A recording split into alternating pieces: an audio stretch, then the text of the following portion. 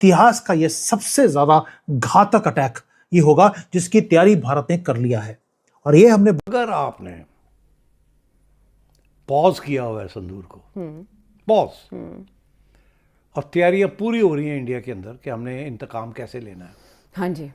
को कहना ये कि भाई hello hi how are you doing वगैरह वगैरह, शेक हैंड करके सब कुछ करके उसके बाद वो कहेंगे, गोला आके एक गिरेगा और एक इधर से बम गिरेगा और पता चलेगा कि ऑपरेशन सिंदूर दोबारा से स्टार्ट हो चुका है। प्लानिंग तो हो रही है ना वहाँ, हाँ, वो कहते हैं हम तैयारी कर रहे हैं। तैयारी कर रहे हैं ना। हाँ।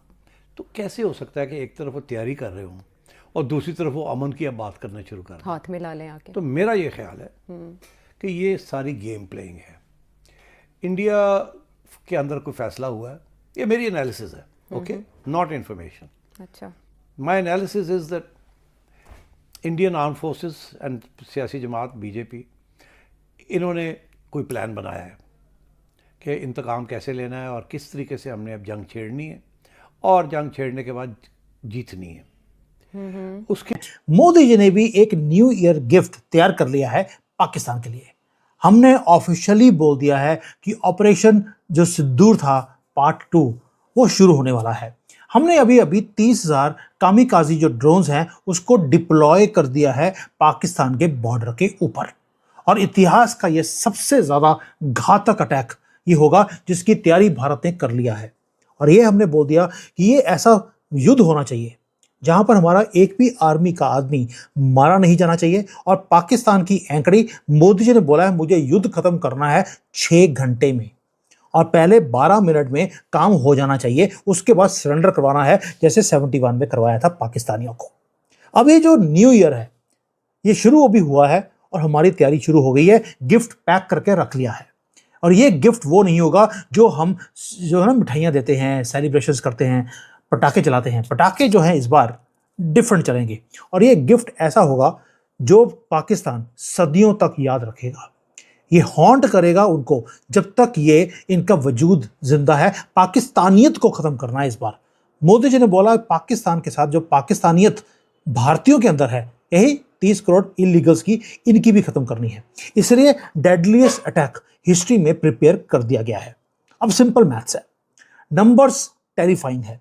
आपको देखा होगा कि जो पिछले 70-75 साल में हमने युद्ध किया उसके अंदर यह था कि किसके पास बड़ी मिसाइल है, किसके पास ज़्यादा रॉकेट्स हैं, किसके पास ज़्यादा एयर पावर है। भारत ने गेम को चेंज कर दिया। हमने रियलाइज किया ऑपरेशन सिंदूर पार्ट 1 में एक सिंपल ट्रुथ कि पाकिस्तान भिखारी है, ब्रोकन है और उनका जो एयर डिफेंस सिस्टम था वो जोक था, चाइनीज था। चाइनीज का तो अब ये हालत हो गई है कि युद्ध के मैदान में कहीं भी उनके जो हथियार थे वो अपने आप ही फट रहे हैं। और पाकिस्तान का तो सब कुछ पहले से ही कटा हुआ था, अब फटा भी हुआ है। अब आते हैं कि जो हमारी इंटेलिजेंस की रिपोर्ट्स हैं वो कंफर्म करती हैं कि अगर रियल वॉर हुआ तो जो इनका जो पाकिस्तान का पूरा रडार का जो नेटवर्क है, जो एयर डिफेंस सिस्टम है जो चाइना से खरीदा है, उसको कोलैप्स होने में 12 मिनट लगेंगे। दोबारा बोल रहा हूं, 12 minute, that is all they can defend themselves. ये हमारी अपनी ब्रह्मोस को यूज करने की जरूरत ही नहीं है। ब्रह्मोस तो डायमंड है, एक्सपेंसिव है, सोफिस्टिकेटेड है और वो बनाया गया है कि अगर किसी कंट्री के पास एक आयरन डोम हो उसको पेनिट्रेट करने के लिए आपको एक ब्रह्मोस की जरूरत होती है। भाई आपको ब्रह्मोस को पाकिस्तानी के बंकर के ऊपर भेजने की जरूरत नहीं है। ये तो ऐसी बात हो गई कि भिखारी आपसे भीख मांगने आया, आपने 1 किलो की गोल्ड की बार उसको दे दी। वो वाला हाल है ब्रह्मोस का। मोदी जी बोलते यार मान कीजिए कि युद्ध शुरू हो गया, पहले 12 मिनट में जो हमने उनका एयर डिफेंस सिस्टम है वो तो पहले कर दिया था, दोबारा खरीदने के तो पैसे थे नहीं। अगर कोई बचा कुचा भी होगा वो हम पहले 12 मिनट में बर्बाद कर देंगे। उसके बाद दूसरा फेस जहां पर अगर इनके कोई प्लेन उड़ने की कोशिश करेंगे, क्योंकि एयरपोर्ट भी हमने बर्बाद कर देने इनके, लास्ट टाइम भी उड़ नहीं पाए थे, इस बार उड़ने की कोशिश करेंगे तो ब्रह्मोस है। तो जब ब्रह्मोस जब जाएगी दे ऑलरेडी आर ब्लाइंडेड, क्योंकि air defence system already destroy हो चुका होगा। ये इनका जो रडार है वो बताएगा ही नहीं कि हमारी ब्रह्मोस आई, कि ड्रोन आया, कि हमारा प्लेन चला गया। कमांड सेंटर पूरा का पूरा उड़ सकता है बिल्कुल 1 घंटे में। 6 घंटे बोले मैंने, मोदी जी ने बोला है आर्म फोर्सेस को 6 घंटे में मुझे पाकिस्तान को अंधा, काना, लूला, लंगड़ा ये सब करना है। लूला को तो ये फॉलो करते हैं, लंगड़ा जो था इनका, इनकी पूरी कल्ट को उसने क्रिएट किया था, वे लुंगड़ा लंगड़े को ये जो करते थे इनको वहीं पे पहुंचाना है। और इसके बाद आएगा जो हमारे जो हैवी ड्रोन्स हैं, जो 30,000 के 30,000 आप एकदम से अनलीश करेंगे पाकिस्तान के ऊपर, तो होगा क्या? ऐसी घातक आपने प्लानिंग करी हुई है कि इस बार इनके एयर बेसिस हों, इनके नेवल बेसिस हों, इनका मिलिट्री इंस्टॉलेशंस हों। अब इस बार टेररिस्ट ठिकानों को नहीं ठोका जाएगा, इस बार ठोका जाएगा इनकी एस्टेब्लिशमेंट को, जिसको ये एस्टेब्लिशमेंट बोलते हैं। इसको फ्लैट करना है, इनके बैरिकेड्स को। ऐसे ही नहीं है कि आसिम मुनीर आज की डेट में अपने ऑफिस में भी बंकर में बैठता है बुलेट प्रूफ के शीशे लगाने के बाद। उसे मालूम है एक चीज कि ये जो बाजवा था पहला पुराने वाला, उसके लोग आसिम मुनीर को मरवाना चाहते हैं। ही नोज कि कौन है उसकी जिंदगी के पीछे। और जो आसिम मुनीर है उसे मालूम है कि रॉ भी लगी है और रॉ के साथ साथ बाजवा साहब भी लगे हैं। ये भी रिपोर्ट सबसे पहले मैं आपके साथ शेयर कर रहा हूं।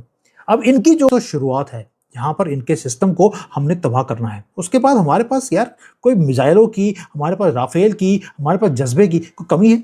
इनके पास तो जज्बा कितना है, पैंटे उतार कर सलूट मार देते हैं, हथियार छोड़ देते हैं कि यार गोली ना लग जाए, क्योंकि गोली लग गई तो 72 होर्स के पास जाएंगे तो वो कहेगी तू तो बेकार है भैया, तू तो जा नीचे जा।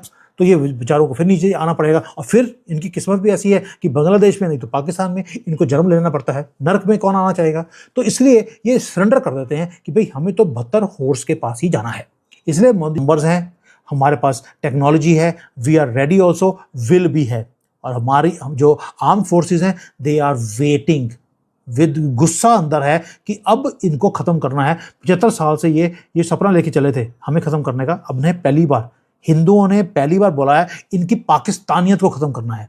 एंड वी हाल ही में ढाका में बांग्लादेश की पूर्व प्रधानमंत्री खालिदा जिया के अंतिम संस्कार में भारतीय विदेश मंत्री एस जयशंकर और पाकिस्तान नेशनल असेंबली के स्पीकर सरदार अयाज सदीक के बीच हाथ मिलाने की तस्वीरें सामने आई। इस मुलाकात से पाकिस्तान में खुशी की लहर दौड़ गई और कई लोग इससे दोनों देशों की रिश्तों में सुधार की शुरुआत मानने लगे। सोशल मीडिया पर पाकिस्तानी यूजर्स उत्साहित होकर कहने लगे कि अब भारत पाकिस्तान संबंध ठीक हो जाएंगे और शायद डायलॉग की नई शुरुआत होगी। लेकिन सिर्फ 2 दिन बाद ही जयशंकर ने चेन्नई में एक कार्यक्रम में पाकिस्तान को बुरा पड़ोसी करार दे दिया। उन्होंने साफ कहा कि अगर कोई देश दशकों से आतंकवाद फैला रहा है तो अच्छे पड़ोसी की उम्मीद नहीं की जा सकती। भारत अपने लोगों की रक्षा के लिए हर कदम उठाएगा और कोई बाहरी सलाह नहीं मानेगा। इस बयान से पाकिस्तान में शौक की लहर दौड़ गई। अब कुछ पाकिस्तानी मीडिया और लोग दावा कर रहे हैं कि भारत कोई बड़ा हमला करने वाला है।